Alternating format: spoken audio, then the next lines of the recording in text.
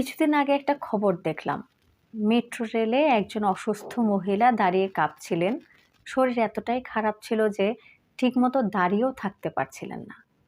অথচ পুরো বগিতে একজন মানুষও নিজের সিটটা ছেড়ে দিল না। খবরটা দেখার পর একটা কথাই বারবার মাথায় ঘুরছিল। আমরা কি সত্যিই এতটা ব্যস্ত হয়ে গেছি, নাকি অন্যের কষ্ট দেখেও আর অনুভব করি না? তবে একটা কথা বলতেই হয়, সবাই কিন্তু একরকম না। একদিন আমি বাসে শাড়ি পরে উঠেছিলাম। একটু পরেই একটা মেয়ে উঠে বলল, আপু আপনি বসেন।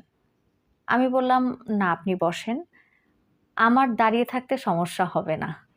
কিন্তু সে হেসে বলল, না না আপনি শাড়ি পরেছেন তো, আপনি বসেন প্লিজ। সেদিন মনে হয়েছিল পৃথিবীতে এখনো সুন্দর মানুষ আছে। আবার আরেকদিন একজন বৃদ্ধ লোক নিজের সিট ছেড়ে আমাকে বসতে বলছেন।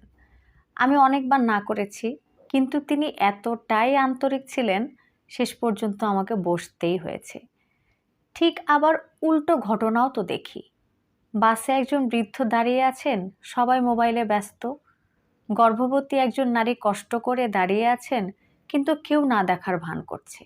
আজ মেট্রো রেলে সেই অসুস্থ মহিলার ঘটনাটাও যেন একই প্রশ্ন করে।